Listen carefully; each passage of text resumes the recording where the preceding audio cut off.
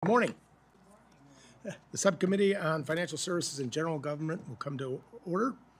I'd like to welcome Mayor Muriel Bowser, Mayor of the District of Columbia, Phil Mendelson, Chair of the Council of D.C., and Glenn Lee, D.C.'s Chief Financial Officer. I appreciate all of you participating in today's hearing to give members of the subcommittee the opportunity to discuss the District of Columbia's fiscal year 2025 budget request and exercise oversight over the city policies and funding. It's been nearly 15 years. I was amazed to find that out myself, since the D.C. mayor has testified before the subcommittee, and 16 years since the chair of the council or CFO testified. It is my hope that we can use this conversation today as a starting point for continued dialogue and partnership.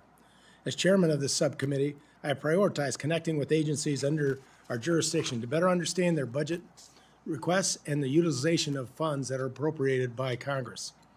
I intend to maintain the same standard with the district. So once again, it is good to have you before the committee today for what I intend to be a regular meeting, and not every 15 years. The district fiscal 2025 budget to Congress proposes $932 million for the District of Columbia, which is $142 million above the enacted level. Notably, $47 million of this increase is due to a need for more emergency preparedness funding for the upcoming presidential inauguration. As member of the House Task Force on the attempted assassination of Donald Trump, I take emergency preparedness very seriously, particularly when it comes to protecting President-elect Trump and all political leaders. With that said, the request still represents a large increase in the district's overall appropriation from Congress. So I look forward to specific dialogue on the district's budgetary needs to ensure a safe and smooth transition of power for President-elect Trump. In addition to funding, the House FSGG bill contains several general provisions that restrict the actions of the district. I'm aware that there are provisions included in our bill, both new and long-standing, with which you disagree. While we may agree on the desire to review and modify one of these provisions in particular, the restriction on the regulation of cannabis and cannabis products in order to ensure the district has authority to promote public safety, it is worth noting that each of these provisions are based on member requests in response to serious concerns with actions taken or not taken by the district. Congress will continue to maintain its constitutional authority and responsibility to exercise authority over the district's law and budgets. Particularly over the last few years, this need for oversight has become more apparent. For example, we have included a provision to prohibit the city from allowing non-citizens to vote in local elections. There is nothing more vital to the continuance of democracy than free and fair elections. As such, the right to vote is and must continue to be reserved for U.S. citizens and U.S. citizens only. Such a provision should not be necessary, but unfortunately, due to the district's actions to allow and promote non-citizen voting, it is. I look forward to further dialogue on this topic today.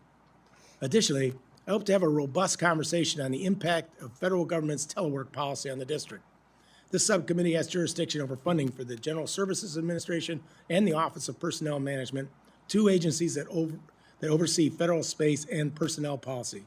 It has been a shared goal of many on the committee, and I trust all the witnesses here today, to get our federal employees back to the office and ensure we're not throwing taxpayer dollars away by continuing to pay for unused space in federal buildings in the district.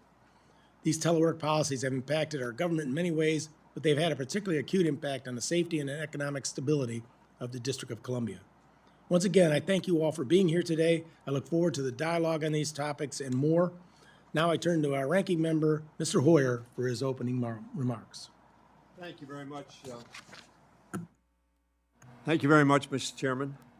I want to recognize and welcome to our committee the Governor of the District of Columbia, President of their unicameral legislature, Mr. Mendelson, and what we would call in our state the comptroller, with whom I had the opportunity to meet just recently. By all accounts, the District of Columbia is in good shape and doing well. The city's finances are in good order. Would that the country were in a similar situation. Its economy continues to recover and grow, and workers have gradually returned to the office, although, as the chairman has indicated, not as rapidly as I think the city would like, and not as rapidly as perhaps all of us would like. Crime is decreasing, contrary to some allegations. Its population is increasing. A very good indicator of the health of a city, particularly when we see so many cities having declining populations. We owe these encouraging trends in no small part to the guidance of its leaders, especially those of us, Mr. Chairman, before us today. Their accomplishments are even more impressive in light of the efforts of some in the Congress to interfere with D.C. home rule, which posited that democracy is critically important and that the District of Columbia, as it relates to its city and its operations, should have, and the Congress adopted this, the President signed the premise that they ought to have home rule and not be simply have the Congress as an overseer. This has been a Congress, a historic Congress in terms of meddling in D.C.'s affairs.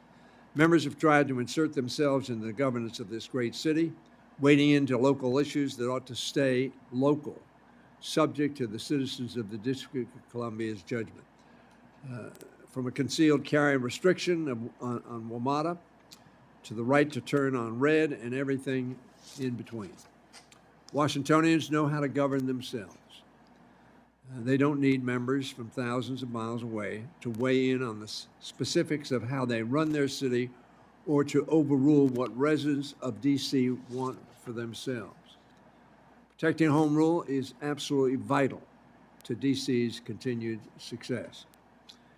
And as a Maryland member, I can tell you just how crucial D.C.'s success is to the region's success. It is the heart of our region. I believe that the best way to ensure D.C.'s vitality is to grant them statehood. We passed that through the Congress of the United States in the 117th Congress, so that D.C.'s 700,000 citizens, larger than the state of Wyoming, who now lack proper representation in Congress, runs against everything our Constitution stands for. One man, one vote, except if you move from Maryland into the District of Columbia, or move from Virginia into the District of Columbia, or move from Ohio into the District of Columbia, or move from any of our states into the District of Columbia, when then, certainly the founders did not intend this, lose their vote as an American citizen in large part. Our framers did not intend for Americans to be without representation in the Congress of the United States.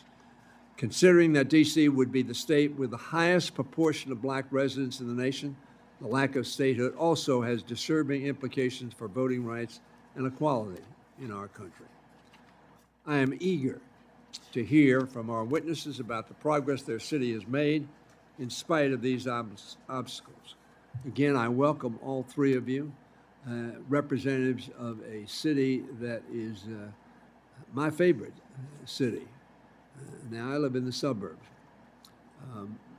but I believe Washington, a unique city, a capital city, a designed city, is as beautiful and functional a capital as we have in the world. So I welcome all three of you here representing that city. Thank you, Mr. Chairman.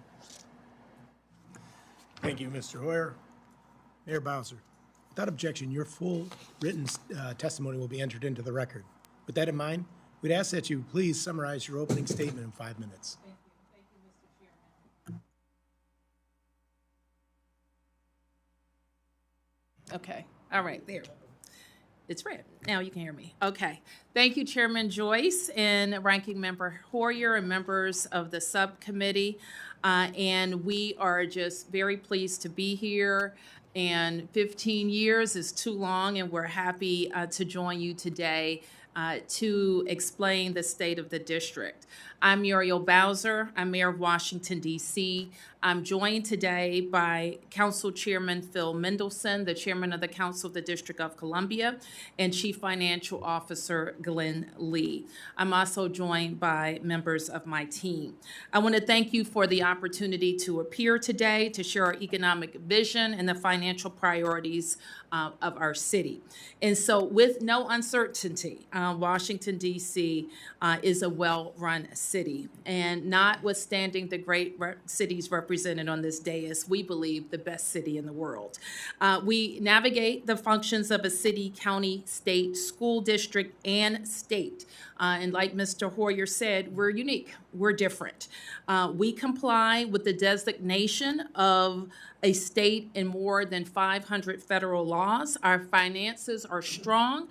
We have balanced 29 consecutive budgets, achieved a AAA bond rating, and are the envy of mayors and governors across the country because of our strong finances. We have a $21 billion budget, which, like other states, is mostly generated through local revenues. We are a donor state, meaning we pay more in federal taxes than we get back. We are a model for our family-friendly policies like free pre-K that is universally applied and paid family leave.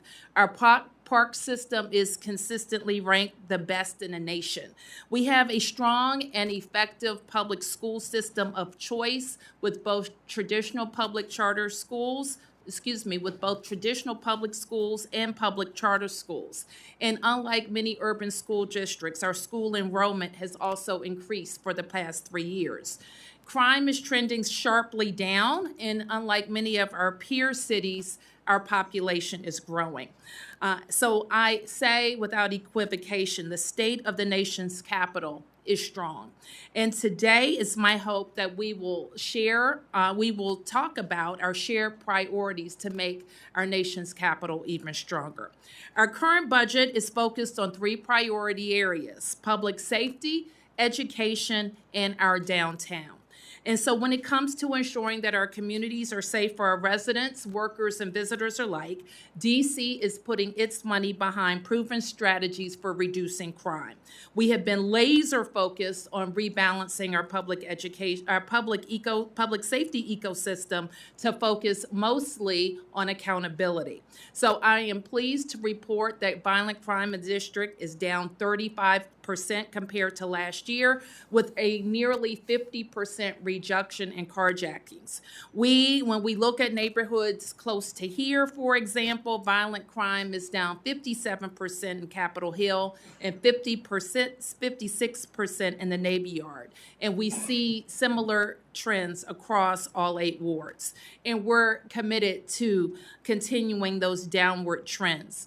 Our local MPD budget increased by approximately 13%, fully funding the chief's request.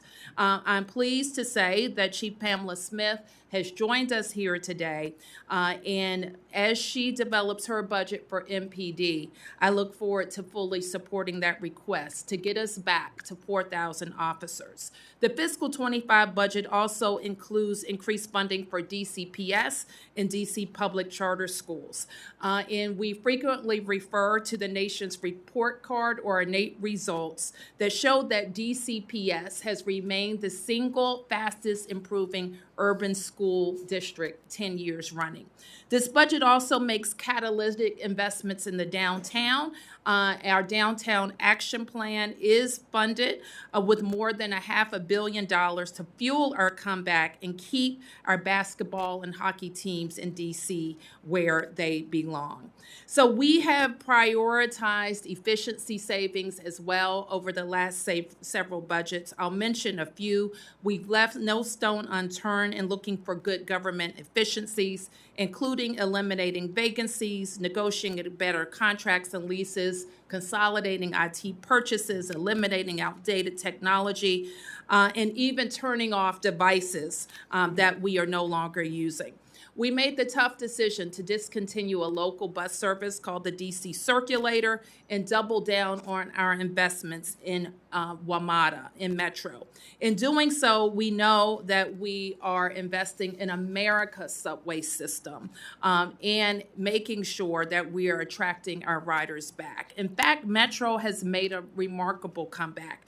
It is a vital part of the National Capital Region's infrastructure, and we look forward to working with the committee on ways to invest in Metro. Over time, Mr. Chairman, but I look forward to talking to you about how our tourism has come back, how our emergency planning fund is so critical to the safety of the inauguration transition in the nation's capital. Thank you, Mayor Bowser. Chair Mendelson, without objection, your full written testimony will be entered into the record. With that in mind, we would ask for you also to please summarize your statement in 5 minutes. Thank you, Mr. Chairman. Chairman Joyce, Ranking Member Hoyer, members of the subcommittee, thank you for inviting me. Last week, I submitted a lengthy statement, which I'm summarizing today. I want to highlight 3 issues. First, fiscally, the district is a model for other states and cities. Second, even though Congress has imposed fiscal burdens. Third, we seek statehood in part to improve our fiscal situation. First, the district is a financial model because our police, fire, and teacher pension system is 99.5% funded. Our OPEB fund is fully funded. Actuarial assumptions for each are conservative. Our reserve funds are at or near the gold standard of 60 days cost of operations. We have an independent chief financial officer. Our budget is based on the independent CFO's revenue estimates. For 29 years, we have adopted balanced budgets and ended each year with a surplus. Balanced. That includes both the forthcoming fiscal year as well as a 4-year financial plan. No other jurisdiction can boast all of this. Moreover, while Congress decreed that our borrowing can never exceed 17% of annual expenditures, we enacted our own law that limits borrowing to 12%. And while Congress requires us to maintain 2 reserve funds, we enacted our own law establishing 2 additional reserve funds. We also are requiring, through local law, increased utilization of pay-as-you-go financing of capital projects in lieu of borrowing. Further, we require long-range capital planning, and the Chief Financial Officer has developed a capital asset replacement scheduling system to bring greater discipline to our 6-year capital budget. Financially, the district is healthy, and our revenues are consistently growing, despite challenges such as a largely teleworking federal workforce. We are a leader in public education with almost $3.3 billion in the budget. Our teacher salaries are competitive. Our charter school sector is robust. We provide universal pre-K education. On a per capita basis, we are a leader in funding the creation and maintenance of affordable housing, a difficult task in an expensive market. And in each of the past 4 years, we have fully funded our police department's efforts to retain and attract police officers in a market where jurisdictions across the country have struggled with recruitment. Right now, retirements are at their lowest in a decade, and our recruitment classes are growing in size. However, we have had to overcome federally created impediments. First, our relationship with the federal government is expressly cited by the Wall Street ratings agencies as a risk factor. Congress's inability to adopt appropriation acts on time, fights over the debt ceiling, the too often threats of a government shutdown. These federal problems increase our cost of borrowing. Second, nearly half the land in the district is federal or international and therefore tax exempt. The total foregone tax revenue for this is estimated at over $2 billion. Unlike many states, the district receives no federal payment for this. Third, the prohibition on taxing income at its source. We are the only jurisdiction with the inability to tax income at its source. The foregone revenue could be significant, but here again, there's no federal payment to offset this congressional prohibition. Fourth, Congress perennially refuses to fully reimburse the district's police department and related agencies for public safety expenses directly related to the federal presence. The district willingly protects public safety, but was unreimbursed a total of $83 million in the past 4 years. For fiscal year 2025, the House would appropriate $20 million less than is needed for emergency planning and security, such as the police. And then Congress adds riders to its appropriation bill for the district. Most damaging is the prohibition on our regulating the sale or distribution of recreational cannabis. This rider dates back a decade and is responsible for a black market estimated at over $600 million annually. Over half the states permit recreational cannabis, but we are the only one that cannot regulate it. This is an urgent matter since, as time goes by, not only will it be more difficult to displace the illegal businesses, but in the meantime, the illegal gifting stores attract violent crime due to their cash-only nature and the illegality of their activity. Our police try to shut down the illegal stores, and the United States Attorney declines to prosecute. The congressional rider has had a negative impact on public safety. Other riders, such as proposing to prohibit automated traffic enforcement, will not only impact our budget, but will facilitate reckless driving on our streets, including red light running. These are just some of the reasons you hear district residents and leaders demanding statehood. I know this Congress is not receptive, but statehood would give the district financial stability, remove counterproductive impediments, and improve our ability to control the public fisc. Finally, my longer submitted statement ends with a list of opportunities for Congress and the district to work together. They include additional measures that would improve public safety, such as adequately resourcing the United States Attorney for the district, adequately funding our courts, confirming the appointment of our judges, and enabling the mayor to call out the National Guard. I appreciate this opportunity to testify, and thank you for the invitation. Thank you. Thank you, Chair Mendelson. Mr. Lee, without objection, your full written testimony will be entered into the record. We would ask that, with that in mind, that you would summarize your statement in 5 minutes. Thank you. Good morning, Chairman Joyce, Ranking Member Hoyer, and members of the subcommittee. It's really good to be with you this morning. My name is Glenn Lee, and I'm the Chief Financial Officer of the Government of the District of Columbia. My organization is an independent agency created by Congress to ensure the district's financial integrity and fiscal sustainability. I am here today to give you our latest views of both the economy as well as our financial condition. Stated simply, the district's financial condition is strong despite challenges brought on by remote work. There's 3 reasons for this. First, the district has a high-wage, high-knowledge-based economy driven by a substantial and stable presence of the federal government or companies that support the federal government. In addition, thank you.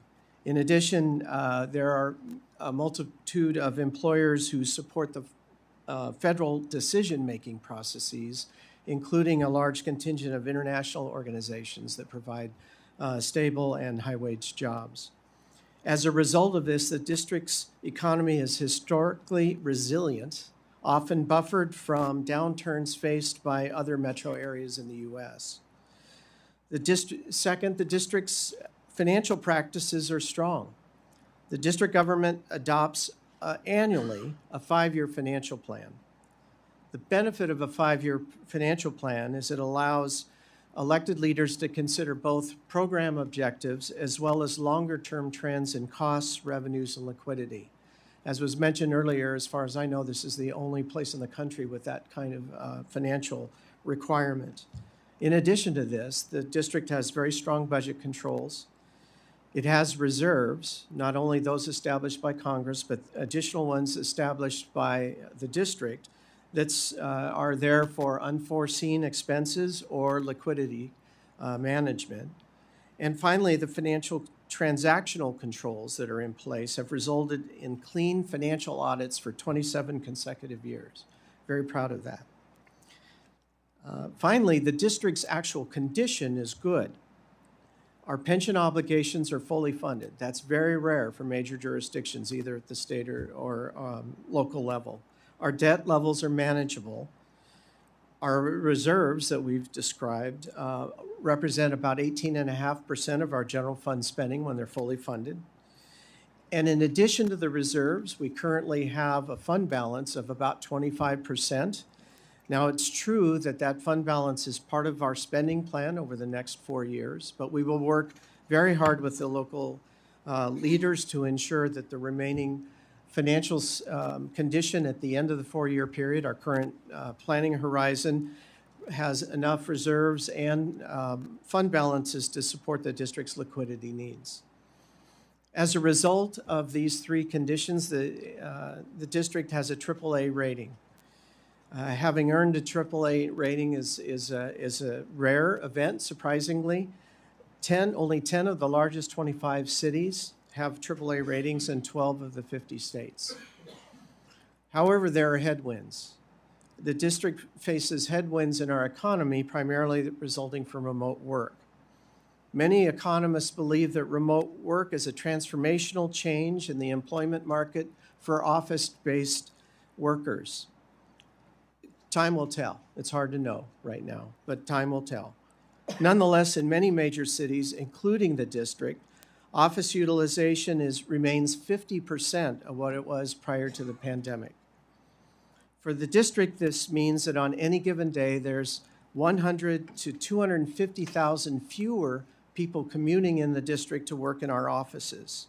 Fewer workers means less economic activity, which ultimately leads to lower tax revenue growth. In fact, our current forecasts estimate our revenues will grow at maybe slightly above the rate of inflation over the next 4 years. This is in stark contrast to rather robust growth prior to the pandemic and even the couple of years after the pandemic when the economy was recovering. A slow growth environment will lead our elected officials to do any of the following combination of items. First, slow the rate of growth, and you heard the mayor describe some of the initiatives adopted in our last budget, increase taxes or other revenues, and implement economic development initiatives that increase the tax base significantly in the long run. In conclusion, the district's high-wage, historically resilient economy and its current sound financial condition position the district leaders well to manage the district through economic headwinds, both those we know about and those yet to be seen. Thank you very much, and I look forward to answering your questions. Thank you, Mr. Lee. We'll now begin our questions. Each member will have 5 minutes for their questions and answers. When the timer turns yellow, you will have 1 minute remaining. First, I will recognize myself. In the fiscal year 2025 congressional budget requests, the city requested $97 million for the emergency planning and preparedness. $47 million of that request was allocated for expenses surrounding the upcoming presidential inauguration. That funding resolution was fulfilled in September, continuing resolution. We have subsequently received a request for additional funding for the inauguration as well as money for other emergency preparedness purposes. Of course, we need to take all necessary precautions to ensure safety and security standards are met. While funding for police, fire, and emergency medical services and homeland security make up the bulk of that request, the funding request is a significant increase from what was requested in 2021. Mayor Bowser, can you explain the additional funding needs in more detail? And is every dollar requested intended for reimbursing federal expenses related to the inauguration? Mostly it reflects increases in inaugural costs, but also all of the costs that MPD incurs because of our special federal status and how we support the federal government. So the Metropolitan Police Department is our local DC police, and we support the Secret Service on movements of dignitaries. We support federal land in the district where there are First Amendment activities, or protests, or demonstrations, and we support big events like the 4th of July, of course, and the inauguration. What we've seen since 2021 that you referenced, in 2021 we had about 524 such events. Last year, we had 1,525 such events. So we are detailing our police officers and accounting for additional time, largely, that our MPD is supporting those events. We also think that inaugural costs are increasing. You have mentioned the threat environment that is different in this this inauguration, even in previous inaugurations where there's always a high level of security. As you know, these are designated national special security events under the leadership of the United States Secret Service. We work hand in hand with the service to support the security of the event. Our expectation is even that the additional $3 million that we have requested is based on the costs that are coming in. And I'd like to have you expound on how is the city partnering with Capitol Police, Secret Service, and other federal law enforcement to ensure the safety and security of President-elect Trump, Vice President-elect Vance, and all those who will be in attendance at the inauguration? Yes, so the National Special Security Event structure is led by the United States Secret Service. We have an organization that stood up every 4 years called the DC PIC, Presidential Inauguration Committee. There's a similar PIC committee from the Congress, and we work hand in hand with the incoming administration, the Presidential PIC Committee, to ensure that the activities have appropriate support. So the Secret Service organizes all of the security individuals in partnership with the federal law enforcement officials and the Metropolitan Police Department. At this point, is the city prepared for the inauguration, particularly in terms of having enough police and security officers? And how many memorandums of understanding have been signed with other jurisdictions for an increased police presence for 2025? Do you know by any chance the number of jurisdictions? I remember some being housed in our garages over here in the Capitol Office Building. How many officers have been committed, and how does that compare to 17 and 21? Well, the chief, actually, we gave a report out yesterday to the DC community, and we would like to have 4,000 officers. I think we're at 3,998, something like that. And the chief also reported that departments can continue to reach out to her to request, to come and support the activities. So we think in terms of the number of law enforcement officials that we'll have the number that we expect. Do you believe there'll be enough law enforcement to keep the residents, dignitaries, and visitors safe? We are certainly going to work through the process, work hand in hand with Secret Service to make sure that any unusual threats, we don't have that type of intelligence at this stage, and we will work to make sure that we have local law enforcement to support the Secret Service's security plan. I realize I'm about out of time, so I'll now recognize the distinguished gentleman from Maryland, Mr. Hoyer. Thank you very much. Let me ask you a question as a follow-up to the chairman's question. Obviously, substantial expenses were incurred in 2017, January 6th in particular. Can you tell me the status of the payments that have been made to the District of Columbia to reimburse the added expenses that the security events since January 1, 17 have occurred? Have you been fully reimbursed? We haven't been fully reimbursed for the inaugurals, and I'm looking now to make sure I know the difference. The original budget, for example, in 2017, we're outstanding $7.3 million for the inaugural expenses and about $2.2 million for other security expenses throughout that year. Does that include the January 6th? January 6th would be in 2021, and we are outstanding 6.2 for the inaugural expenses, and the other expenses, $21.2 million. So somewhere in the neighborhood of $40 million Yes. in that round figure have not been reimbursed by the federal government. Notwithstanding that, obviously those were federal events, essentially. Yes. Thank you. If I may, in my statement, I noted the total for the past 4 years is $83 million that we expended that was not reimbursed $83 million. for the 4 years. So that's part of the expense that you incur because we are the federal government, but for that probably would not have incurred those particular expenses. You'd obviously have public safety expenses, but not those particular increases. Right, that's correct. And they were not anticipated, of course. They were not anticipated. Let me ask you something. In in 2016, you had a referendum on statehood. 86% of your residents voted for that.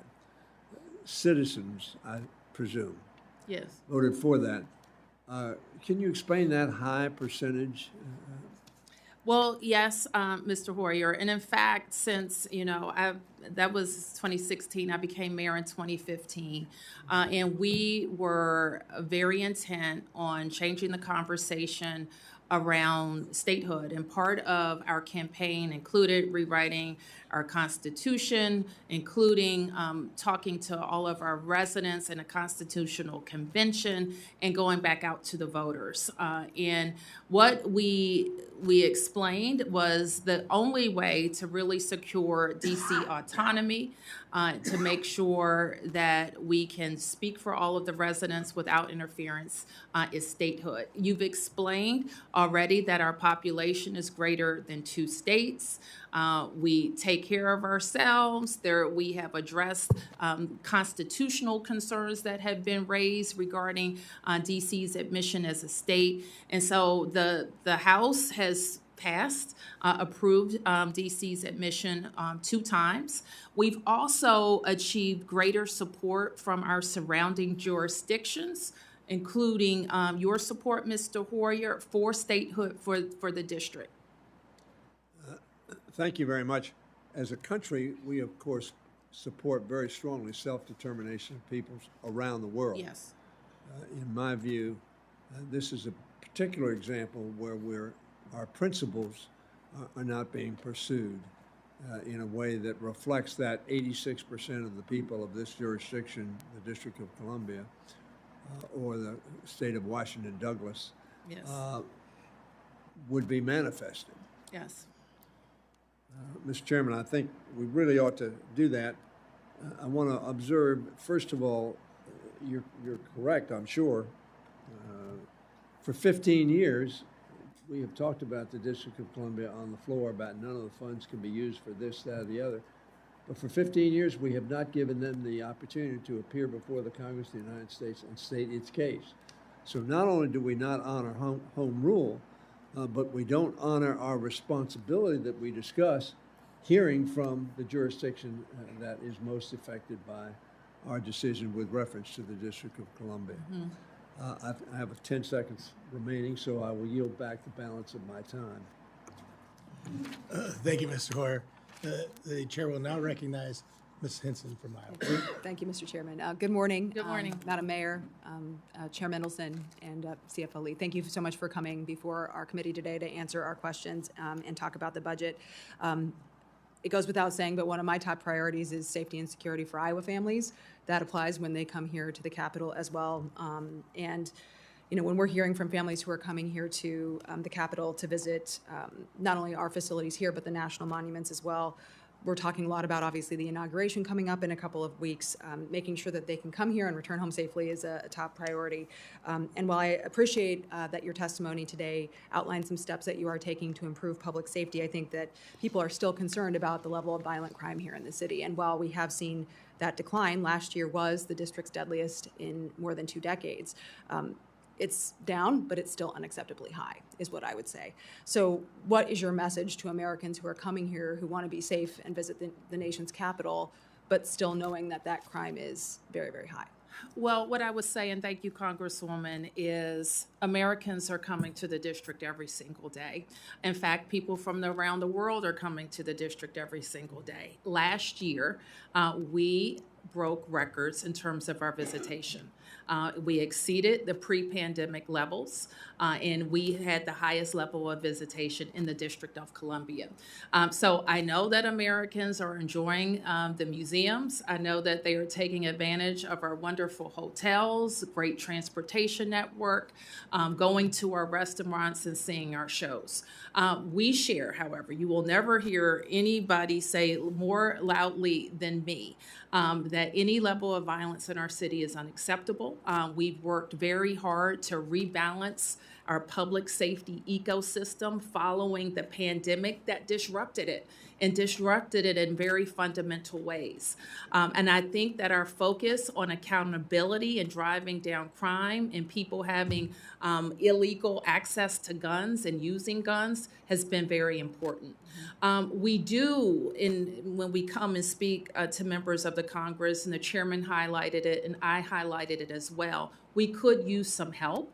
As you know, we're different. We have federal appointments to our courts, and we have no ability to replace vacancies on the court. And so the Senate right now has 10 very qualified judges that we hope could get some floor time and get passed. And obviously, we're trying to do our part in the House with Thank you. expanding federal judges and making sure that the case backlog can be addressed. But I think realistically, enabling rhetoric that was unacceptable and anti-police and soft on crime for several years did lead to an increase in crime in the city. And while I'm glad to hear that you are trying to reverse that trend, and people are coming here, that fear still exists. And when you hear 274 homicides in 2023, people they may have to come here for work and for other things, but they are still certainly afraid. So when you look at arrests that are happening, and you talk about some of these illegal guns that people have, how many of these people are repeat offenders, right? They're being signaled to that they're not going to be held accountable for, whether it's lack of arrests or prosecutions. That's both probably a part of the conversation, but how many people are repeat offenders? We think that there are a small number of people who are responsible for most crimes. We do think that. We think that people who use guns will tend to use them again.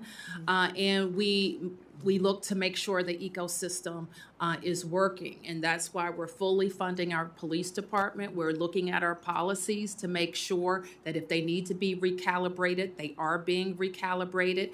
You've heard the chairman ask you to make sure that our United States Attorney's Office has not only the number of people that they need, but highly skilled attorneys that can work in an urban environment. And it is important. We cannot discount the need for swift trials and having the judges that we need help get us there. Yeah, well, and I certainly think when you think about the message that it sends to police and recruiting police and getting more people into the force, and thanks to the chief for being here today, we want to make sure that those who are arrested are actually prosecuted, because it's tough to be a cop out on the street, putting your life on the line every single day, and then realizing that these people are walking anyway. So Well, I think I that's couldn't a huge agree fear. with you more on that point. Okay. If I could just add. Yes, So Mr. Chair. we are different than any other jurisdiction in that all of our felonies are prosecuted by the United States Attorney. And as of about a year ago, maybe a year and a half ago, the U.S. Attorney was declining to prosecute over 2/3 of the arrests that were presented to him. That's a significant problem, and that's why I spoke to more resources for the U.S. Attorney's Office. Our courts are backlogged because of the vacancies. That was an article in today's Post about that. That also impacts public safety in the district. Last year, we had about 280 homicides. This year, as of today, we have 182. We will be below 200 this year, so violent crime is coming down. Unfortunately, a challenge with crime is that when their word is that an area is unsafe, it takes a long time to overcome that, even if the statistics show that crime is down significantly. Well, I certainly think maybe a separate conversation with the district attorney about how they're pursuing these cases as well is worth having as a committee. And Mr. Chair, without objection, I'd like to admit for the record this article from the Washington Post, if I may. Okay, thank you. I yield back. Thank you. Thank you, Ms. Henson. The chair will now recognize Mr. Pocan for his 5 minutes. Thank you, Mr. Chairman. Thank you, Madam Mayor, Mr. Chair, and Mr. Lee for being here today. First off, I want to say I'm one of those sponsors of the measure for DC statehood. Proud to have voted for that. In fact, I think today you just, in a few minutes, made the case stronger than I think I've heard. You know, the fact that 27 years of passing audits, Department of Defense has failed 7 in a row. That's our record. AAA rating, 10 out of 25 major cities having that. And yet the problem is we've shortchanged you $83 million over the last 4 years, and we can't pass our budgets on time, and that has ripple effects on how you operate. I'd like to just specifically talk about that.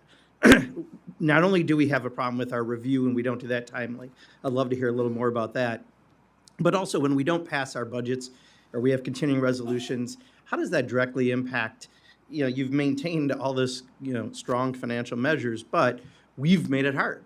And then when we do meddle, we tell you, you know, what healthcare women can get, what your traffic laws are, a whole lot of other things. Can you just talk a little more about the problems we cause for the district?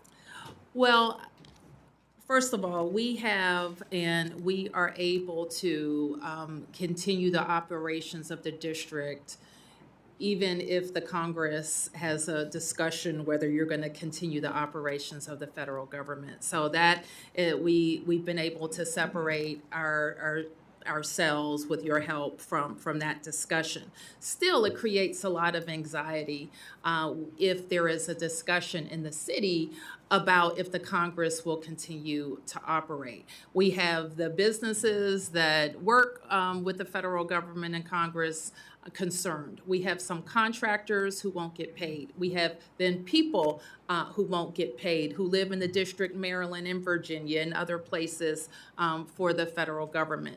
So that continues to be a concern for us.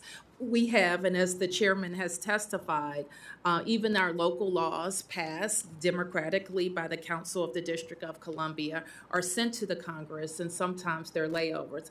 When I sign our bills, frequently I'm signing bills that I've already signed, but I have to have a congressional emergency because it hasn't been fully approved on the Congress, by the Congress. So there are just inefficiencies in that process that locally elected officials decide, and that should be final at that decision point. I'll turn to the chairman. Yeah, if I may add, so the mayor noted the instability, which is significant. I noted that the Wall Street ratings agencies note this as a negative factor in their ratings for us. Our debt service, we pay a bit more for debt. When there was the shutdown a few years ago, the city picked up the trash on the mall. That was a cost that we bore. Our revenues drop if there's a shutdown long enough. The chief financial officer has done estimates in the past. But, you know, there'll be just less going on in the city, and therefore our revenues will drop. The public thinks that we are federally funded. And it is true, decades ago, we received a significant federal payment, but we are not federally funded. Our $21 billion budget, I think less than 1% is discretionary federal payments. But the public thinks we are, and so that, too, adds to the anxiety or the instability when the federal government is going through these tussles over the debt limit or continuing resolutions. The public thinks the district is going to be shut down as well. Thank you. Just a quick question for the mayor also. January 6th, many of us were around. You didn't have the ability to call out the National Guard. Right. Can you talk about that for a second, and if there is a different way you'd be able to handle something like that? Well, yes. So the DC National Guard, or sometimes say it's a misnomer because it is unlike the Maryland National Guard or the Virginia National Guard that report to the governors of those states. That is not the case in Washington, D.C. The D.C. National Guard reports to the president. And would you like to have authority to be able to? We would. We think it's very important. And in fact, you know, the closer that governing is to the people being governed, we think is better. First of all, we would take great pride in it, like we do in all of our public safety agencies like MPD. We believe that we can strengthen recruitment. We believe that we can attract more people to the Guard. And we think it's necessary to be more nimble in cases of emergency. Thank you. I'll yield back my 1 second. Thank you, Mr. Pocan. We now recognize Mr. Edwards for his 5 minutes. All right, thank you, Mr. Chair. Mr. Mendelson, you testified that I believe it was the federal attorney refuses to prosecute marijuana-related crimes. Was that my understanding? That's basically what I said. Right. What actions, if any, has the council taken to urge the federal attorneys to prosecute crimes? We've been quite public about it, that a key factor in reducing crime is prosecuting people when they're arrested. I think the U.S. Attorney was very embarrassed by the Washington Post article that was a summer ago that showed the declination rate around 2/3 of the cases presented. The declination rate has improved, so they are prosecuting more cases. But we rely totally on them for the speed of trials and whether to even try in the first place.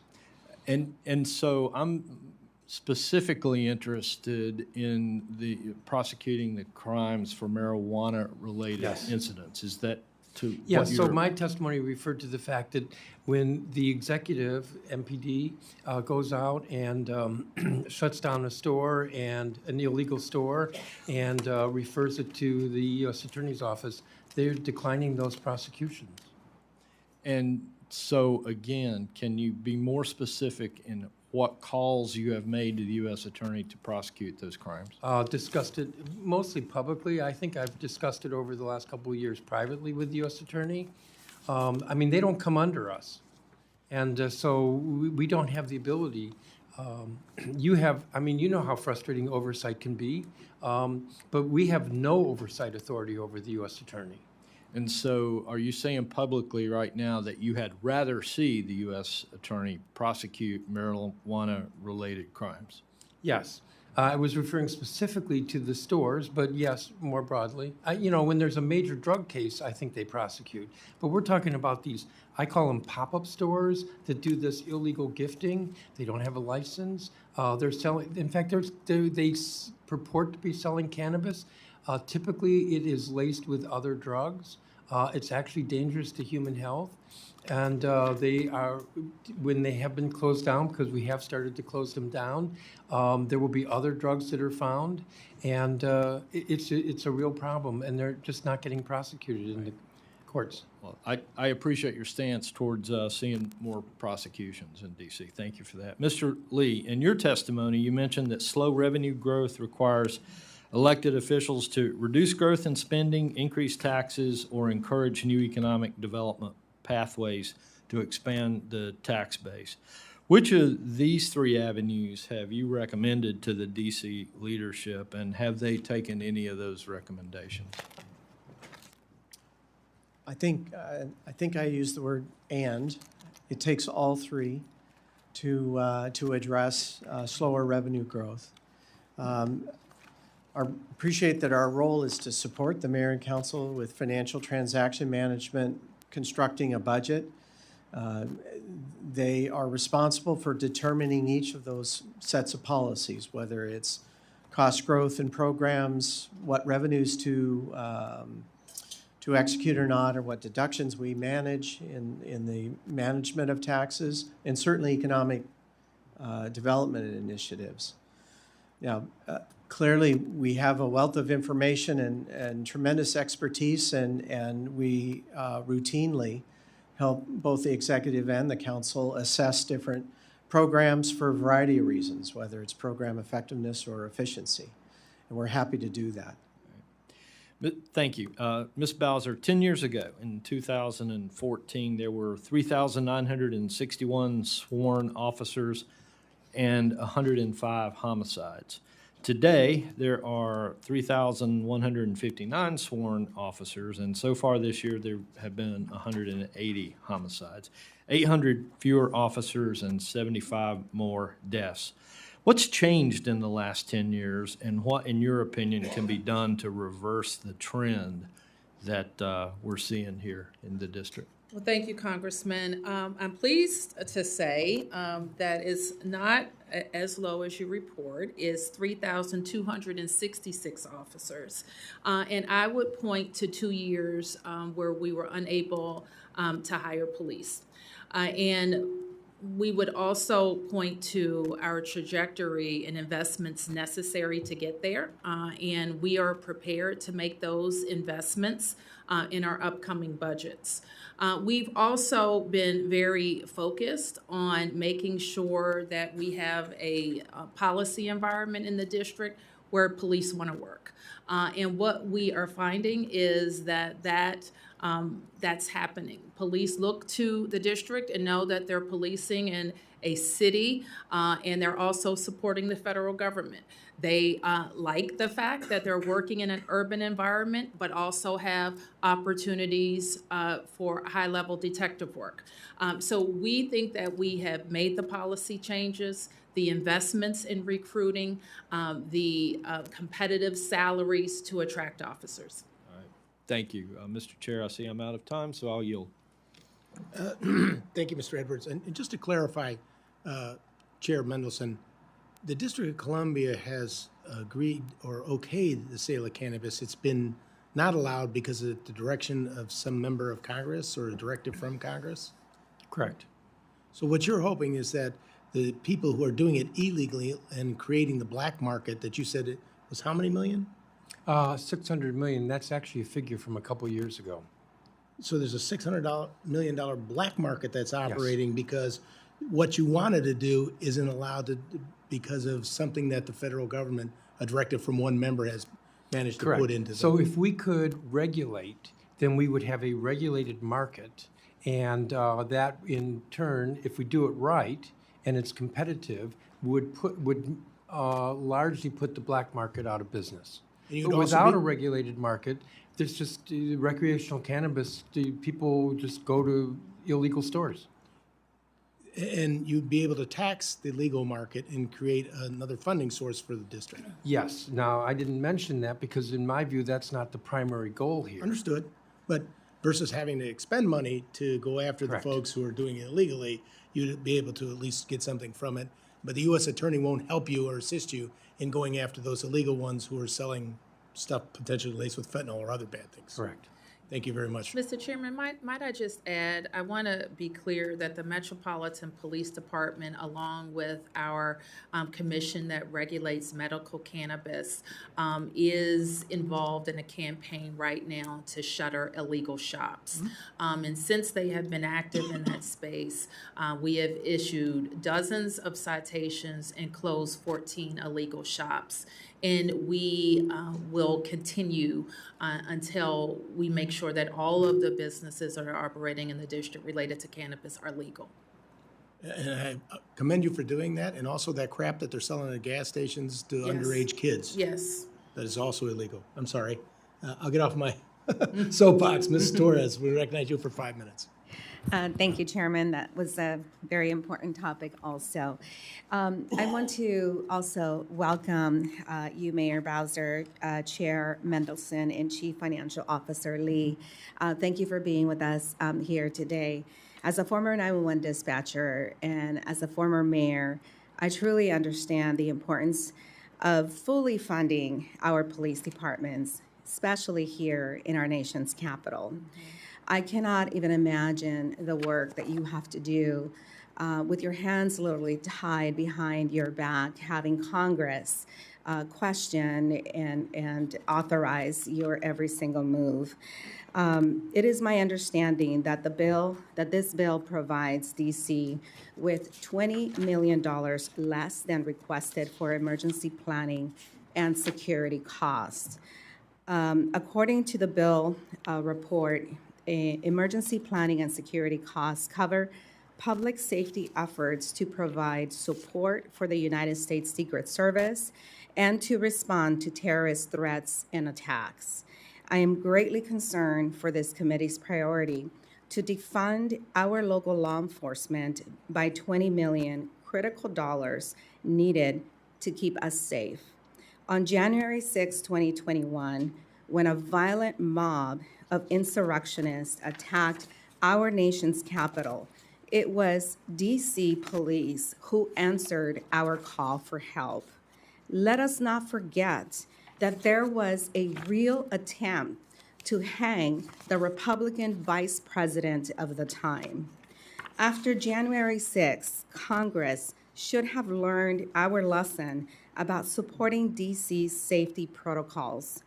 Once again, I am deeply, deeply troubled by this bill defunding the DC police. My questions are, I'd like to hear more background from you. Can you provide insight into how underfunding emergency planning and security costs will impact public safety in Washington, D.C., and your ability to support our Capitol Police during a time of urgent need? Well, it affects our public safety ecosystem across all 8 wards, because what the chief of police will always do is fully deploy our police where needed. So if we're underfunded from what it costs us to do that from the federal government, it necessarily means that it's coming from someplace else in our budget. Our budgets have to be balanced. We do have the ability to tap into our emergency reserves, but we also have to replenish those emergency reserves. So we cannot run at a deficit. So if we have $80 million over the last 4 years to support the federal government that were not reimbursed, it means it could have come from transportation, it could have come from schools. It could have come from supporting our local businesses and economic development. So it came from someplace else. Including training the first responders that we need to support our nation's capital. Without fully funding emergency planning and security costs, how will DC prepare for the large upcoming security events? And I know you've covered a little bit of this, but from a very personal perspective, let me just share with you. When I attended Donald Trump's inauguration, I was wearing a vest, I was wearing a dress, and I was, my guest was an elected official from my community. When I attended Joe Biden's inauguration, I was wearing a bulletproof vest and accompanied by a security guard. We cannot allow for this to happen again. So how are you tying the knots and ensuring that we have the support that we need? Well, we're very confident in the United States Secret Service, who is the leader of all national special security events. As you know, I requested, and it was approved, that the January 6th, your proceedings here on January 6th, have now been designated a national special security event, also under the command and control of the Secret Service, which was different than the January. Which means more overtime costs for you. It could mean more overtime costs for us, for sure. And that's why, when we're talking about reimbursement, we're not suggesting that if this isn't all sorted out by January 20th, that we're going to short our support to the Secret Service, because we're going to be there. Thank you, and I yield back. Thank you, Ms. Torres. We'll now recognize Mr. Womack. Thank you, Mr. Chairman. Just a point of clarification before Ms. Torres leaves. Does she need to correct the record on a statement you made a minute ago about this committee defunding the DC police? This committee will ultimately support the budget that we're proposing, and this committee is proposing $20 million. Does this budget defund, as you say, the District of Columbia Metropolitan Police Force? Absolutely. It defunds the Metropolitan Police Force by $20 million in preparedness dollars they need. I think there is a difference between saying we're defunding something, that's a declarative statement that suggests that we are taking all funds away from law enforcement in D.C., and that is simply not true. Simply not true. So I personally would like for the record to be clarified on that. I won't belabor the point. I want to thank the panel for being here today. My first question is for the Chief Financial Officer. There's been a lot of discussion about work from home as it concerns the federal government. And a significant percentage of the federal government continues to work from home. I don't think there's any question that because there are nearly 800,000 jobs in the District of Columbia, and less than half of those jobs are filled by people who live in the District of Columbia. That is correct. That a significant number of people who fill jobs in the District of Columbia are working from home based on federal policy. this has to concern anybody associated with DC government, because if you're working from home, you're not commuting, so WMATA is automatically affected, likely, bus service, transit services, those kinds of things. You're not eating in local restaurants, so those restaurateurs are impacted, not shopping in DC-related business. So this has a cascading effect. This is not just simply an issue of whether you should work from home or not, is it not? Work from home, as the key statistic to think about is because we're an office-based economy, ultimately, people come here to work in offices. Our offices are utilized about 50% of what they were prior to the pandemic. That's not unusual across the country for major cities. And that then leads to the economic circumstances that I described. Very slow revenue growth. In particular, our property tax on commercial properties is actually declining fairly significantly. On the other hand, other revenues are buoying up our total revenue outlook. So the bottom line is remote work hinders the growth of our economy, our revenue streams, as it does most major cities across the country. So that is absolutely true. Mr. Womack, if I could just add, so. Please do. Federal workers are not the majority of workers in the district, but they are a significant number. And when they don't come into work, it means, because many of them use WMATA or Metro, that means there are fewer riders on Metro, which is why Metro right now has a funding crunch. It means that these office buildings are vacant, and many of them are now the leases are being turned back, and so that means real property values have gone down and our real property tax has gone down. And then when workers are in their offices, many of them go out for lunch, or they go and buy something, a gift, or maybe they stick around for dinner or beer after work, and they're not, so our sales taxes are down. So it's hurting us in at least those three ways. All right, so I would, and I'm a former mayor, and so this kind of stuff really interests me, because what impacts the city economically certainly has an impact on the DC government. Is it possible, Mr. Lee, that we haven't fully realized the impact of the commercial real estate bubble, as I call it? Yes, we anticipate commercial values to continue to decline for 2 to 3 years, but frankly, we're in uncharted waters for commercial real estate in many central cities. We don't know in the longer run how the use of space will change with a much higher proportion of workers working remotely. So to the best of our ability, we're estimating a further decline, but we don't know whether that would actually, if it's not going to be worse than that. Mayor, I'm going to ask you to weigh in here for a second. I know you don't like the federal government telling you guys how to operate, but I'm going to give you a chance to tell us how we should operate. Would you recommend to the bureaucracy, as it were, that people come back to work? Thank you for that question. That's a softball for you. It's a softball. I'll take it. And this is how it would start. It's up to us to change our trajectory. So the CFO's responsibility is to estimate out over several years, and I think his estimates suggest that we haven't hit the bottom in commercial value decline, and maybe we would in a couple of years. But I take that as a challenge for our team to change our trajectory. The biggest thing that the federal government can do is have a centralized return to the office plan. It can be done. We did it.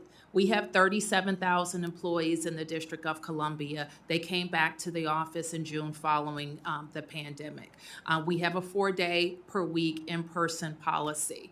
And quite frankly, the federal government's disparate policies, if you work for the IRS is this, if you work for energy is that, if you work for Treasury is something else, is problematic, not just for the federal employees, but also a lot of the private sector who say, this is what they say to me, we'll come back 5 days a week when the feds come back 5 days a week.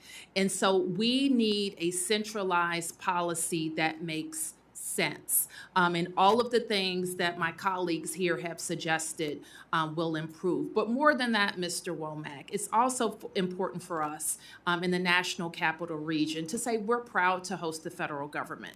We've built for many decades an infrastructure that supports a productive American workforce. And so we want to also have a very thoughtful conversation about how those federal agencies in the National Capital Region make sense for American productivity. I appreciate the response. In the vernacular of softball, you hit that one out of the park. Thank you. I yield back. Thank you, Mr. Womack. Now recognize Mr. Bishop for his 5 minutes of Thank questions. you very much, Mr. Chairman. Thank you, Mayor Bowser, Mr. Lee, and Chairman Mendelson for your appearance today. I'm a strong proponent of home rule. Mayor Bowser and Mr. Lee, the House FSGG bill includes several policy provisions which either prohibit or restrict district funds from carrying out certain laws and policies. These laws and policies include abortion, reproductive health, vehicle emission standards, and even whether drivers are permitted to make a right turn at a red light. Broadly speaking, how do these provisions impact the day-to-day operations of the district government, and what impact do they have on the ability of the district to support and encourage economic activity? And then I have a second question I'll give you now. The President's budget for FY25, as well as the Senate Appropriations Committee, approved $40 million for the tuition assistance grant program. What will the impact of that? The House Appropriations Committee, of course, is only proposing $20 million for that program. So what will the impact of that 50% cut be in terms of the grants that the city will be able to provide to undergraduate district students to attend public universities and colleges nationwide? Two questions. Okay, so the first question, Mr. Bishop, about riders, we have addressed in some talking about the cannabis rider. The ATE rider, we think, has a deleterious effect on safety as it relates to traffic fatalities in the district. These measures have been carefully considered either by the council or DC voters, and we think those decisions need to continue to be made locally. The cannabis regulation, Mr. Mendelson has already talked about, but it's so important that we emphasize that a tax and regulatory scheme helps us promote safety for adult use. And to your point, Mr. Joyce, the voters did not approve non-adult use of possession or use of cannabis in the district. So it remains illegal for juveniles to use or possess cannabis in the district. But we feel very strongly that we can have a safe and legal structure for adult recreational use, building on what has been a successful medical use regime in the district for many years. And in speaking about earlier, it was mentioned that a shift in if we have to overspend in our federal support, our emergency public safety fund, it does have a pinch, or it could have a pinch on our ability to spend for the Metropolitan Police Department. So that's why having that increase is so important. As it relates to TAG, the Tuition Assistance Grant, I have to say it has been an incredible benefit for DC residents that has been supported by this Congress for many years. And while our students have the benefit of TAG, $10,000 that they can take to any public university or $2,500 to HBCUs, it also has a 50-state impact in that many states are receiving our students with that benefit. So it's not just the DC benefit, it's 50 states benefit from the infusion of TAG. We think that we need to make, and we'll need your help with this, some changes to ensure that we're fully implementing TAG. It's been $10,000 since its implementation. We know what the cost of higher ed have done over that same period of time. We know that now at least 60% of the tag recipients are using the full amount. And so when we increase with your support and go from $10,000 to $15,000 on the current budget trajectory, we'll be in the right place. Mr. Bishop, if I could add, I know you're on the clock, but you know, the challenge of governing is complex. And so let's just take traffic and traffic safety. There are many different policies to try to ensure that our roads are safe for everyone. One could disagree over different strategies, but ATE is part of our strategy. When there's a congressional rider that sort of swoops in, and just pulls out one piece of the strategy, it's not dealing with the complexity of the regulation. And that's part of the challenge. So not only is ATE important for our traffic safety in the district, but we're being handicapped. You know, it's like one arm being tied behind our back because nothing's being done to deal with the rest of the problem. Thank you, Mr. Chairman. Can I just have about 10 seconds? 10 seconds are yours, sir. All right. What about the 50% cut, proposed cut to the tag program? We think that cutting tag by any amount will prevent us from making the necessary administrative changes that keep tag viable for DC residents in the 50 states. Thank you, Mr. Sanford. Chair will now recognize Mr. Molnar for his questions. Thank you, Mr. Chairman, and good morning, Mayor, Good morning. and Mr. Lee and Chair Mendelson. Thank you for being here today. This year marked the 40th anniversary of sister city relations between Washington, D.C. and Beijing. And I'm very concerned about this relationship because, as you know, the Chinese Communist Party has become increasingly more aggressive at home and abroad.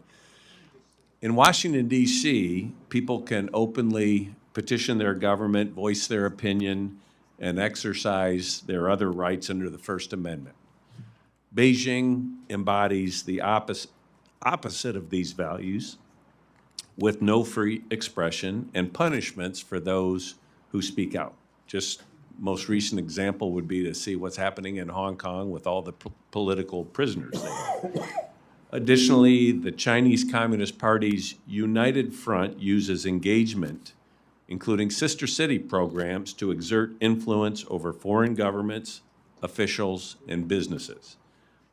Given the nefarious nature behind the sister city program, as well as the horrific human rights abuses perpetrated by the CCP, how do you justify continuing this relationship with Beijing? Well, thank you for that question. And we have been active participants in the Sister City program with other capital cities around the world. I don't know how long this arrangement is with China, but it's probably a couple of decades old. And we're happy to review all of our relationships, but we do take a lot of signal from the United States Department of State, and that's a conversation that we'd be happy to have with them. We were pleased that Secretary Blinken created a division in the State Department that works with mayors and at our level. And I will tell you that a lot of our relationships related to Sister City are not high-level diplomacy. They're people-to-people strategy. So what can we learn from a Chinese school in Beijing? And some of our sister city relationships focus on healthcare. Others focus on cultural exchange. And we are proud to represent American values in all of those relationships. So the basis for all of our sister city agreements is how we can share the best of America and take from those relationships what help us on either cultural exchange or how we do business. Okay, so you take, from what I can tell, you take a lot of direction from the Department of State. Is that what I'm hearing? We certainly consult, and so if there Let me just, yeah, sure. So the Biden administration, as well as the Trump administration, both have declared a genocide being perpetrated by the Chinese Communist Party. Are you familiar with that? I'm not familiar with us cutting off all diplomatic relations with No, China. I didn't say that, but they've declared that there is a genocide occurring in China, specifically with respect to the Uyghur Muslim population. Both the Biden administration as well as the Trump administration have declared that. As I said, I would be happy to review that in the context of what the basis of our relationship is. Okay, I appreciate that because it gets even more complicated because throughout Washington, D.C., the propaganda arm of the Chinese Communist Party is distributing their China daily newspaper, and they have it in boxes all across the city. Are there regulations that determine what can be placed in different places around Washington, D.C.? I think all of the newspaper boxes there used to be many more newspaper boxes, and Yeah, it's declining, I reckon. Yes. But I guess the question is, I'm wondering how much does the Chinese Communist Party pay for that communication? None. No, nothing. Who pays for the boxes throughout the? You're bringing up something that I actually looked at a few years ago because we don't regulate, and it's very difficult for us to regulate because of First Amendment issues. So those boxes are placed without the district getting paid for them. So they, okay. But I haven't seen any of those boxes. Well, I guess my question is, if it's an arm of the Chinese Communist Party, and they can put them anywhere in Washington, D.C., does that concern you? It concerns me, and if nothing else, I think that there's a visual neatness issue. I know you're getting at content. Content is very difficult for us to be able to regulate. But I guess, and Mr. Chairman, if I might have a minute more to explore some of these. All right, thank you. So do you believe that the Chinese Communist Party has First Amendment rights here in Washington, D.C., similar to what other? Well, I hate the way you phrase it, but I think the simple answer is that we as a government cannot discriminate based on content, whoever is saying whatever they're saying. Okay, all right. Just one last question. In Michigan, my home state, we had a Chinese national, because we had same-day voter registration there. We had a Chinese national vote in the election illegally, and the ballot was never able to be retrieved, and so you had an illegal vote cast by someone of a foreign government representation. And Washington, D.C. offers same-day voting. You're also allowing people only to demonstrate that they're residents rather than citizens to vote. How would you protect federal elections? Because we contribute $500,000 towards federal, election grants for D.C. How would you prevent a Chinese national from voting in a federal election here in Washington, D.C.? Well, Congressman, we have a board of elections that operates independently. I appoint the commissioners to that board. I'm very proud of the way that they administer elections, and we've had a lot of reforms to the process that have opened up the franchise of voting, which we think is helpful to how we produce local policy and run our government. So the Board of Elections, they have really taken on the challenge of administering our elections in a fair, impartial way and a transparent way. Is it fair, though, they have votes. Is it fair to have a Chinese national voting in an American federal election here in Washington, D.C.? Only if a person qualifies can they vote. Well, as you phrased it, I would say no. A Chinese national, then they would not be A truly DC resident. Yeah. But how would you prevent that? If it's only proof of residency and a Chinese national is a resident here in Washington, D.C.? I don't want to speak for the Board of Elections, who has the responsibility for administering them, the rules. And they know the eligibility requirements for any voter. And I have to tell you, we don't get complaints about how our elections are administered. People can vote from home. They can go to their local voting centers. They can vote on paper. They can vote electronically at the vote centers. And what we're very proud of is at the end of the night, we know who won. And so I think DC residents feel very confident about how they vote in the district. Thank you, Mr. Chairman. You've been very generous with your time. Thank you. Well, thank you. And there seems to be some thought of maybe we're having so much fun here that we go into a second round of questions and recognize myself and start that process. And I'd like to follow up on where my distinguished colleague, Mr. Molnar, was. Can you make a distinction between how many in the 2024 election, how many non-citizens versus citizens of the district voted? I think we do know the number of non-citizens who registered. 523 out of, I don't know, how many hundreds of that, 200,000 voters. That's pretty quick. Yeah.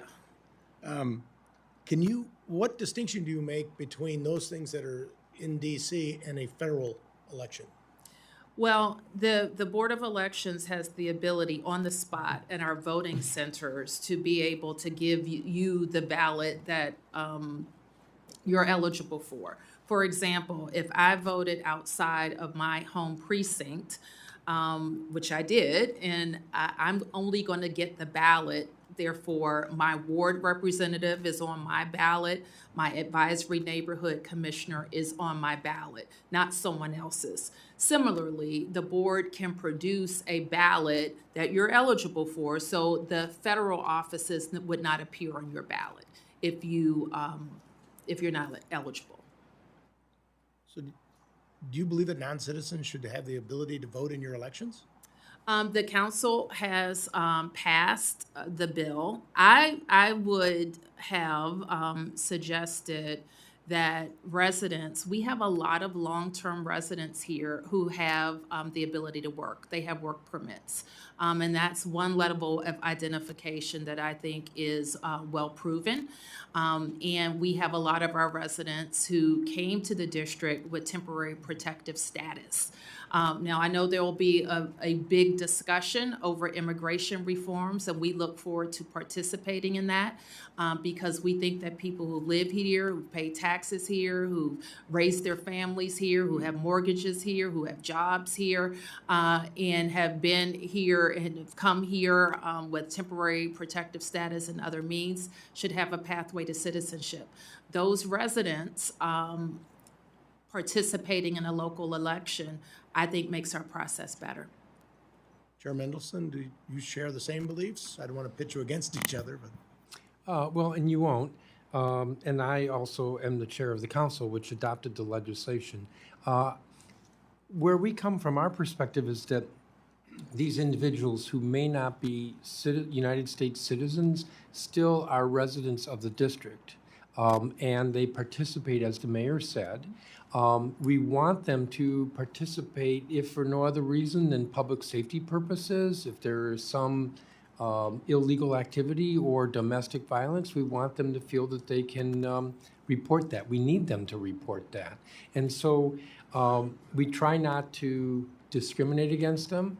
And if they are participating in our city, then because we provide city services, we feel that they should have a voice in the election of the city. But we make that distinction. I said it the way I did because we're not saying they should participate in federal elections.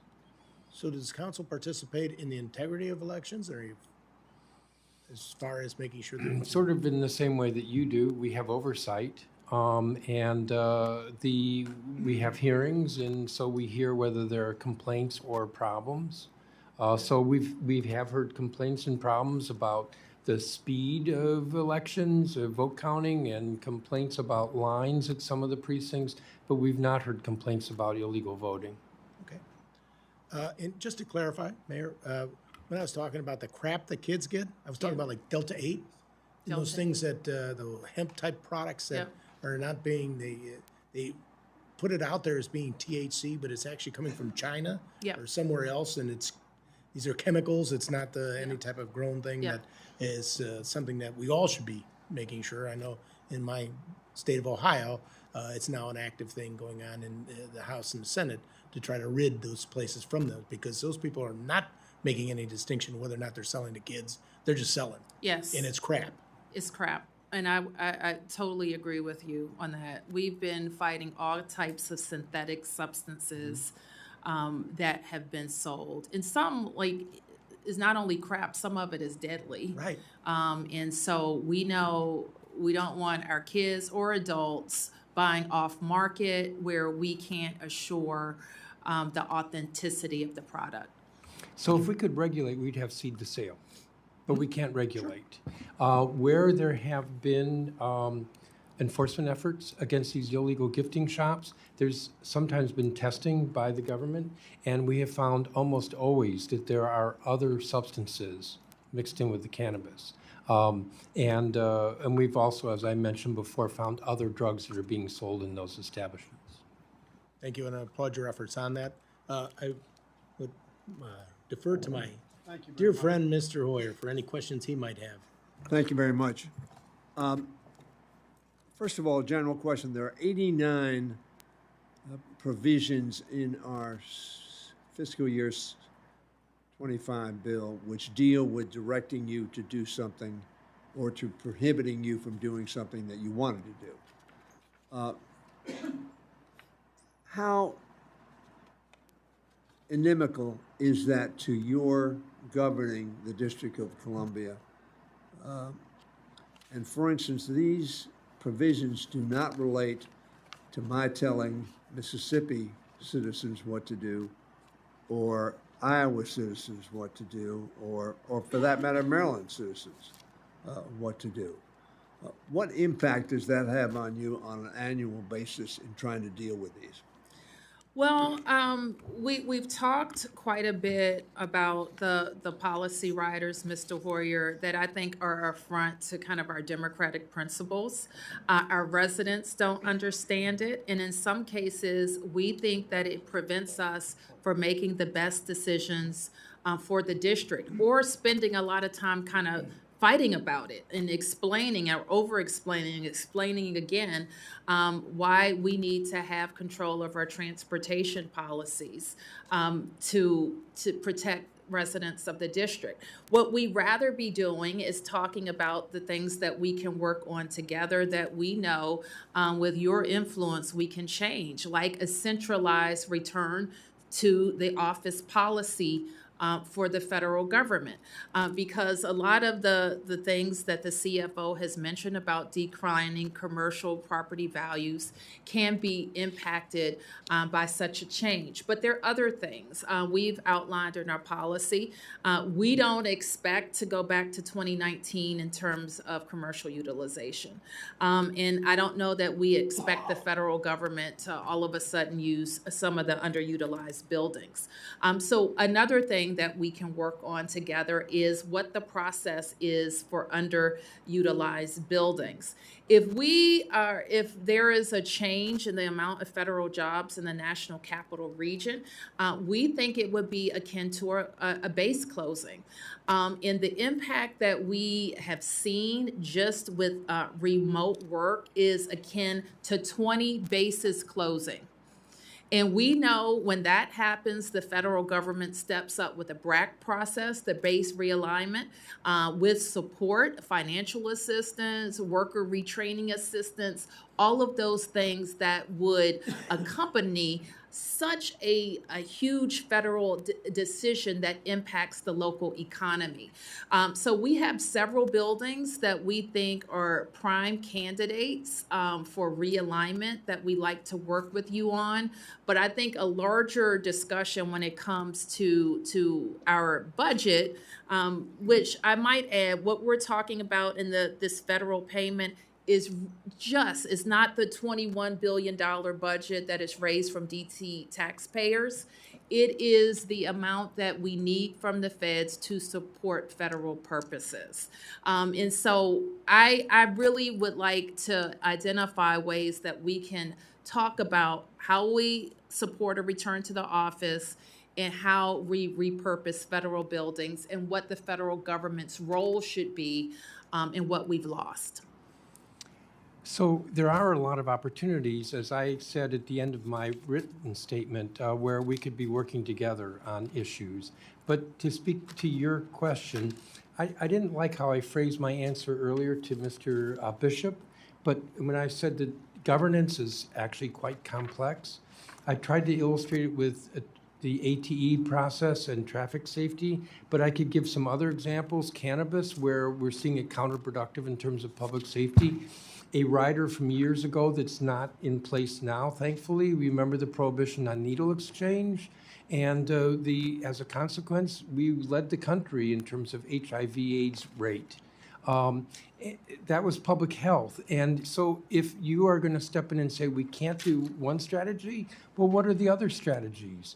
That's what I meant by governance is complex. And so we put together different policies or strategies to affect traffic safety, or for public safety and regulating cannabis, or in the case of needle exchange for dealing with HIV/AIDS. And these riders have the effect of just pulling out a piece and leaving us with trying to figure out how to put back together the fabric of what we're trying to deal with, public health, public safety, whatever. Appreciate that very much. I have been concerned. You're on. Well, I may be off, but on the mic. I continue to be concerned, and the carrying of guns on the Western Metropolitan Area Transit Authority is particularly one that has concerned me and has been continues to be imposed, as if the laws governing guns should be applied on a citizen of the District of Columbia in every other state. So that if the District of Columbia were more narrow or more broad, that would be applicable in the receiving state of the citizen. If you get we have a lot of people come here. Uniformity of laws would be, I think, very helpful in this regard, so that everybody coming here would know what the rules are. You're coming to the nation's capital, or you're going to New York City, or you're going to LA, or you're going to Chicago, that their rules would be applicable, as opposed to us, in effect, imposing on the District of Columbia rules that we like better than apparently the citizens or the governing body of the District of Columbia like and think are furtherance of the public safety. I tried to stay away from gun control issues because I know it's a hot button issue, but I think you're touching on that. When I chaired our Judiciary Committee, I realized that most folks who have guns are law-abiding. They're people we don't have to worry about. But there are folks who are not law-abiding, and that's what we're trying to figure out how to deal with, which is why we have the regulations we have. And I totally get it that folks who are in Wyoming or Western Michigan grew up with guns, they understand guns, they know gun safety. Those are not people who live in urban jurisdictions. And so that's just another area where, well, if Congress is going to step in, well, how do we deal with the greater complexity of gun violence? How do we ensure that our homicides go from 190 this year, that's where I think we'll end up, down to 100 as opposed to going up? Thank you. Thank you. We'll move on out to Ms. Henson. Thank you. If we want to have a conversation about concealed carry reciprocity, I think Iowans would be open to that. And we have a lot of big cities in Iowa. I would invite you to come visit Cedar Rapids, where I live. It is a great town, and we have great, safe people who respect our gun safety laws in Iowa. Mayor Bowser, I want to come back to a conversation again we've had about remote work for employees. I want to thank you for highlighting the importance of an in-person federal workforce. You know, we had before this committee several administrators come in and testify they had work-from-home policies that required people to only be in the office one day a week, which is frankly unacceptable. And Congress has passed the Show Up Act, so we actually tried to take action on that to force people back. So I think that you'll see some action on that, hopefully in the next Congress, where there will be a change there. So are you ready for that? I guess is the next question, because when you think about all, if those people are required on January 20th to show up to work, what's that change going to be like for the city? Yes, we are ready. Yes, we are ready. And in fact, we have had that conversation with Metro. I think the biggest impact would be on our public transportation system. And unlike some places, Metro has leaned into frequency, leaned into more and optimized bus routes so that we are prepared to carry our workers, visitors, and residents. Speaking of changes coming in the next Congress, you talked about immigration reform and working with Congress on that, but I think it goes without saying there is going to be some deportation activity happening. Are you planning to comply with ICE detainer orders should those come to your police department? We will follow the law. Okay. Does the city's funding request reflect all your needs for enforcing that and following those laws? It reflects the current law, yes. Okay. Do you anticipate that you'll have additional expense there? I don't, as long as the current law is in place, I think that we are funded to handle that. Okay. Well, let's get people back to work and let's continue to follow the law. And I just want to close, Mr. Chairman, with something I know I heard a number of my colleagues commenting on DC statehood today, and I do believe it is simply a ploy for Democrat control here in Congress. I think it is an effort to get the votes to stack the Supreme Court and enact a radical policy agenda, and I cannot support that. I think Americans made it very clear in this last election that they want to see DC be more like a state like Iowa, and that is what I will continue to support. I think it's important that you are able to execute these policy priorities as we've discussed here today, but I don't think it was ever an intention for DC to be a state, and I will yield back with that closing remark. Thank you, Ms. Henson. Chair will now recognize Mr. Molnar. Thank you, Mr. Chairman. And just wanted to follow up briefly. And I recognize, the sister city partnership with Beijing goes back 40 years. And I think most people were very hopeful about China. And 40 years ago, 30 years ago, the idea was they were going to become more freedom-loving, more democratic, more a responsible player on the world stage, and what we've seen is really just the opposite. Would you agree with that? Well, what I will say, Congressman, is I didn't come prepared to talk Okay. about China or a sister city relationship, so I don't want to be argumentative or restate what I've already said. Yeah. I would like the opportunity to go back and review some of your questions. Thank you. And just one thing to kind of think about, because you are the leader of a city that's known throughout the world. Yes. I don't think you would have had a sister city relationship with Pretoria, South Africa during the apartheid regime. That would be an assumption on my part. I don't think you would have had a sister city relationship with Berlin during Nazi Germany. I think those are fair assumptions. I guess the question I would ask for you and the council to consider is, are Beijing's actions consistent with what should be our nation's capital and a sister city relationship? And I think those are fair questions. And as I sit here, one way I would approach it, and I haven't in the 10 years I've been mayor, but my staff will tell you I'm very, and these are the words I use, stingy with our sister city relationships. We're called on multiple times throughout the year. Ambassadors, mayors come to my office and ask to be sister cities with us. I think that I maybe have added 1 or 2 new relationships in 10 years. So we take the responsibility very seriously. And the thing that I might consider as I sit here, but again, I want to review it, is just instituting on a schedule, a review process of those relationships to check in on the status of it. Okay. I think that would be a reasonable way to approach it.